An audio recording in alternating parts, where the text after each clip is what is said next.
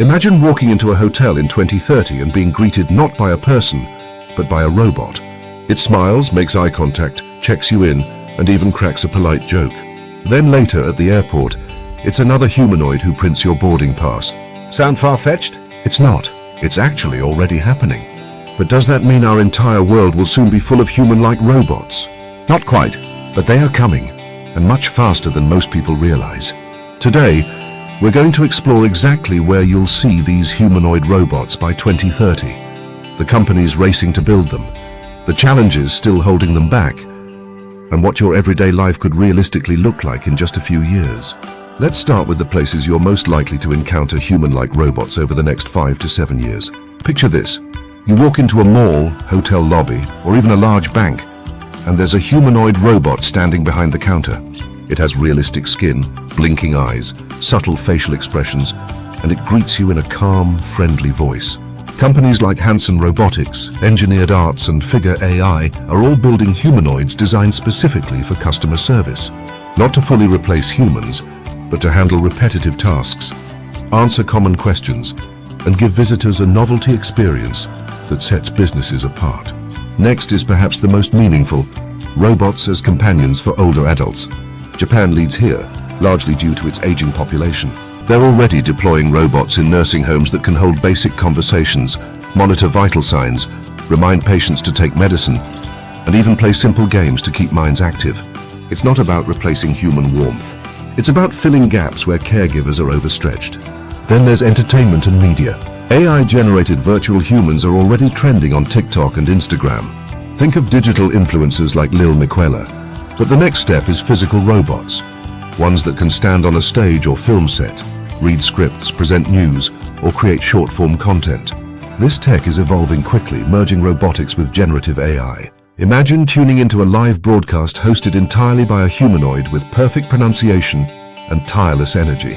In classrooms, emotionally responsive robots are being tested to help children learn, especially kids on the autism spectrum. Robots can repeat lessons patiently, give positive reinforcement, and adapt facial expressions that feel safe and predictable.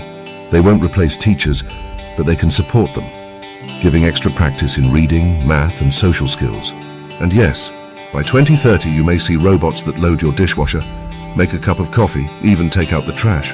But we're still a long way from Rosie the robot from the Jetsons.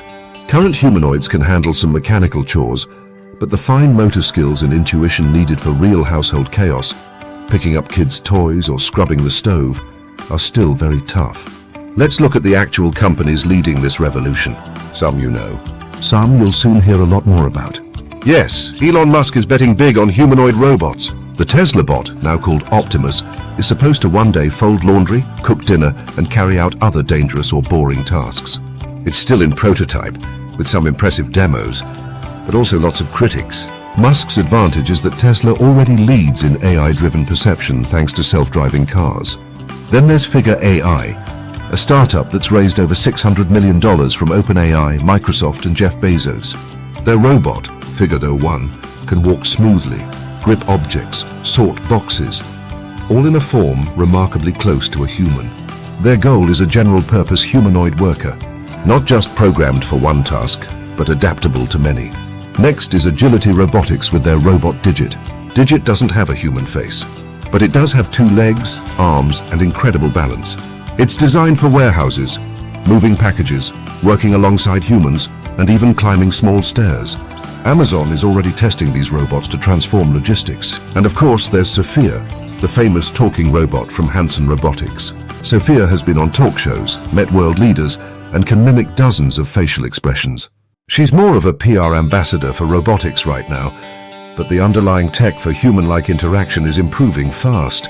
So if we have the money and the prototypes, why isn't every home already staffed by a humanoid robot? Because there are still some enormous hurdles. Human hands are a miracle of evolution. Try teaching a robot to tie shoelaces or fold a towel neatly. Right now, most humanoids are still clumsy. Their fingers often lack the sensors and feedback needed for delicate, unpredictable tasks. Humans instantly know when something feels off. A glass about to fall, a child crying behind a door. Robots only know what they're programmed to know. True understanding is still far away. Most AI systems don't actually comprehend context. They spot patterns and approximate. Here's a big one. Even the simplest general-purpose humanoid today can cost $50,000 to $250,000 or more. Mass-market home robots need massive breakthroughs in manufacturing and economies of scale. And finally, there's how we feel. Robots that look almost human, but not quite, can be unsettling. It's called the uncanny valley, and it's why many developers are intentionally making robots look slightly cartoonish or stylized.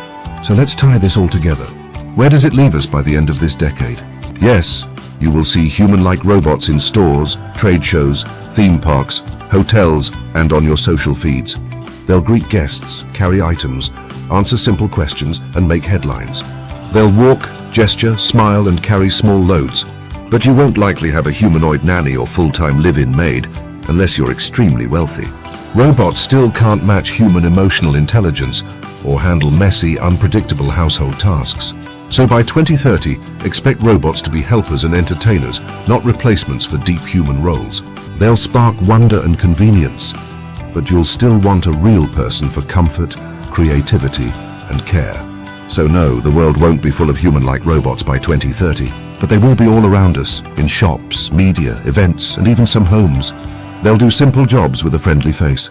Meanwhile, engineers and investors are pushing hard toward the dream of robots that truly live and work among us. It's an exciting future, with plenty of questions left.